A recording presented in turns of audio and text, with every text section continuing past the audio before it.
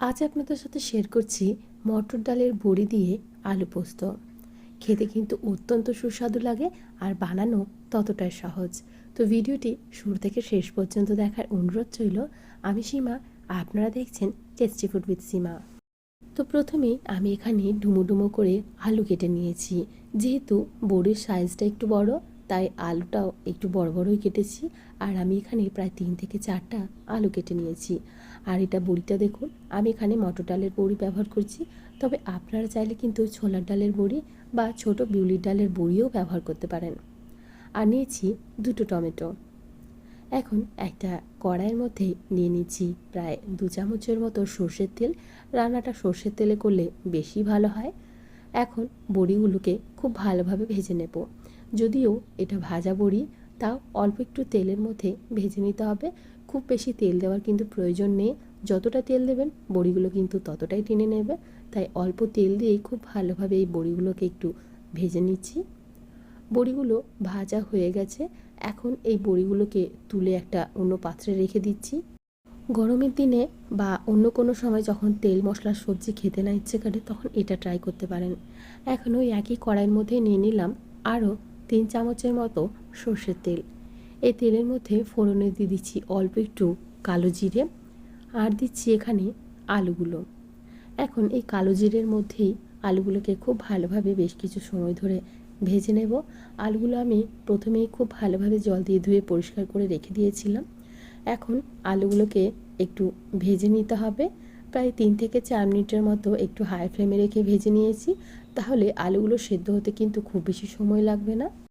বেশ কিছুক্ষণ ভেজে নেওয়ার পর এখানে দিয়ে দিচ্ছি পরিমাণ মতো লবণ। লবণটা দিয়ে আবারও খুব ভালোভাবে নাড়াচাড়া করে নেব। তারপর এখানে কেটে রাখা টমেটোগুলো ব্যবহার করব।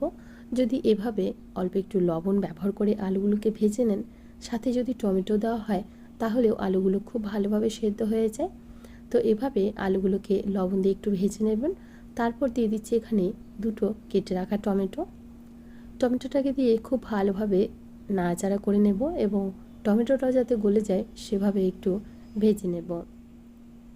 তো বেশ কিছু সময় ধরে আমি টমেটো এবং আলুটাকে ভেজে নিয়েছি। তারপর এখানে দিয়ে দেব পরিমাণ মতো জল। এই রেসিপিটা গরম ভাতের সাথে খেতে কিন্তু সত্যি অসাধারণ লাগে। অবশ্যই একবার বাড়িতে ট্রাই করে দেখবেন। আশা করি আপনাদেরও ভীষণ ভালো লাগবে। তো দেখুন, আমার এখানে আলু টমেটো খুব ভালোভাবে ভাজা হয়ে গেছে।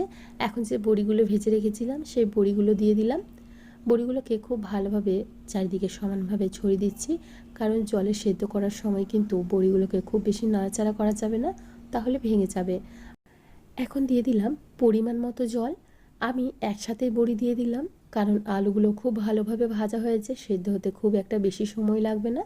তো দেখুন, অল্প একটু মিশিয়ে দিচ্ছি এবং যাতে বড়িগুলো খুব ভালোভাবে সেদ্ধ হয়ে যায়, তাই তাই একটু ডুবিয়ে দিলাম। এখন ঢাকা দিয়ে হতে দেব।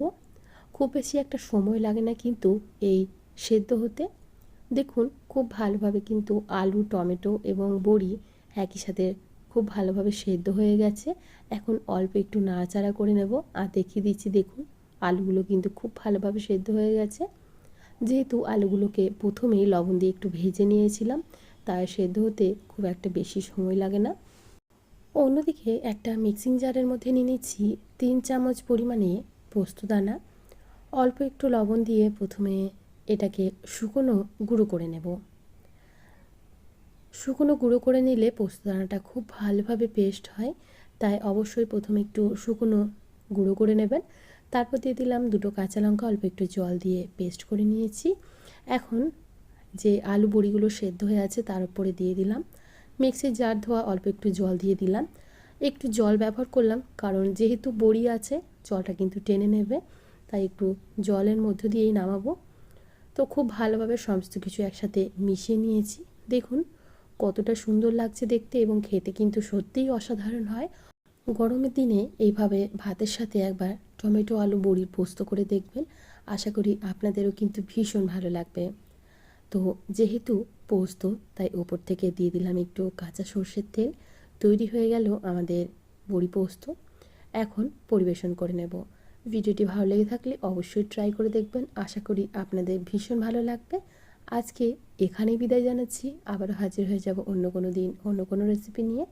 ভালো থাকবেন, সুস্থ থাকবেন এবং ভিডিওটি সম্পূর্ণ দেখার জন্য আপনাদের সবাইকে অসংখ্য ধন্যবাদ। বাই।